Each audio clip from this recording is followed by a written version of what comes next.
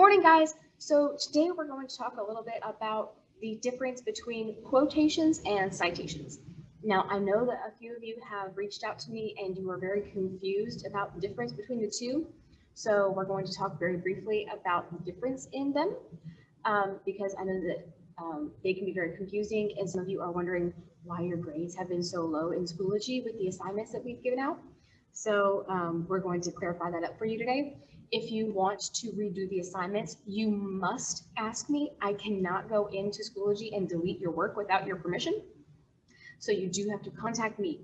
That means that you have to either talk with me in Google Meet, you must send me a message on Remind, you must email me, you must call me via the school number.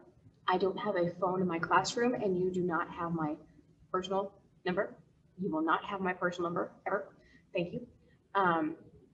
So you must contact me and ask to have a redo of your work. I cannot delete your classwork without your permission. So please get in touch with me if you would like to have a redo of your classwork. I am perfectly okay with that. I think that practice makes perfect. Well, no one is ever perfect, but practice makes better. So let's get to work with practicing some citations and quotations.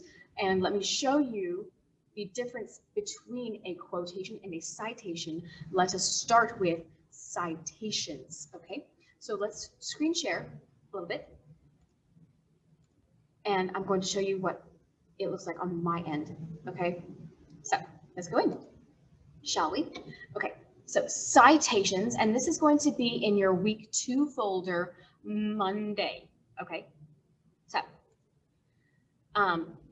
in your week 2 folder from Monday, first of all, you need to tell me what you're going to be researching, whether it is a technological advancement in via invention or a historical event such as Woodstock or the Industrial Revolution or the creation of the WNBA. You need to tell me either the invention or the historic event and be very specific with me. I need to know exactly what it is that you are going to be researching, okay? Do not be vague, and also do not be a smart butt. I don't want to hear that you're going to be researching something that's not one of those two things, because you will be hearing from me in your email. Got that? Thank you. Let's go on to the second question. Okay.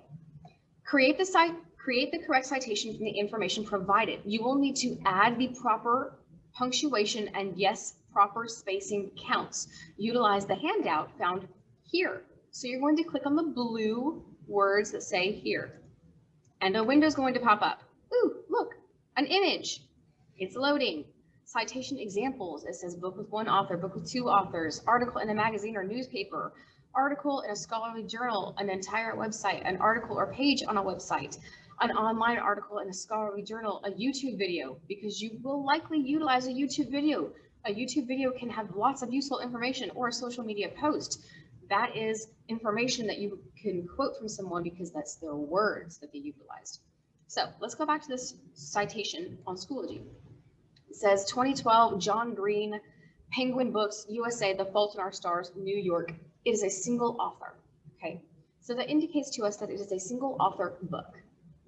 So The Fault in Our Stars was a book published by Penguin Books in 2012 by the author John Green in New York, which is a city in USA.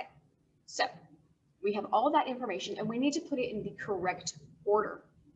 So we know that John Green is our author and John Green goes first.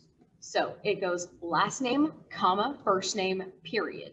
And that's very important. So we need to know that it's last name, Green, comma, first name, period. So we can go through here and weed out the wrong answers first. So last name, Green, comma, John, first name, period. So we already know that it's not the last one and it's not the last one. Okay, excellent.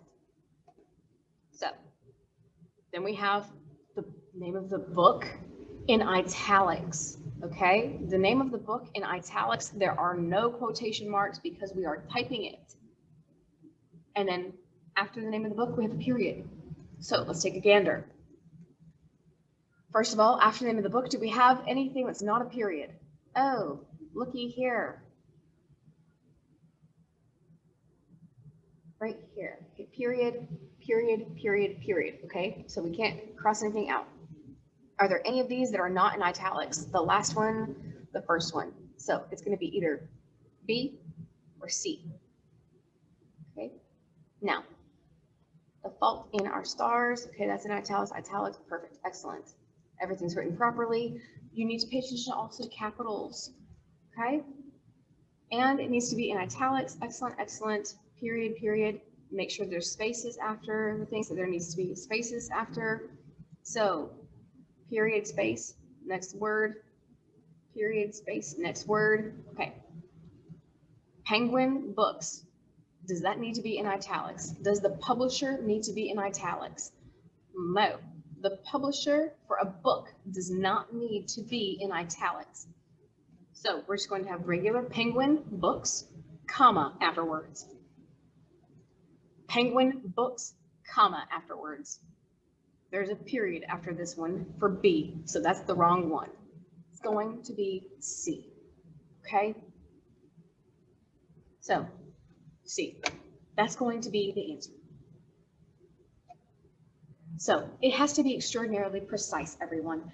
If you got these answers wrong, it's because you were not precise enough.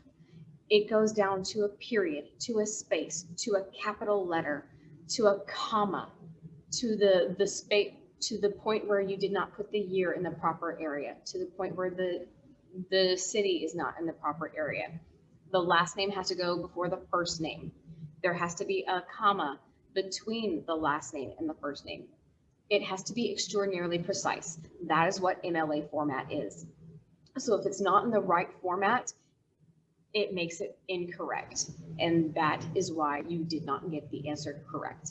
So you're going to go through the 5 questions and put it in the correct order. It says it right here. If it is not 100% correct, it is wrong. So utilize the handout that is found for you to use to make it in the proper order. When I was your age and I was doing this exact same kind of exercise in class, my teacher handed the handout with the exercise back to us probably 8-10 times before we got it correct. It was very tedious, it was very tiresome, and yes, we did finally get it. So don't feel bad about being past your work back, because when I was your age in the 10th, 11th, 12th grade, I was being handed back my work too. So this is not something that is new. This has been going on for 15, 20, 25 years. So this is the same kind of thing that I saw when I was in high school, and it's going to be the same thing that you're going to see in college if you decide to go to college. This is the format for standard essay writing.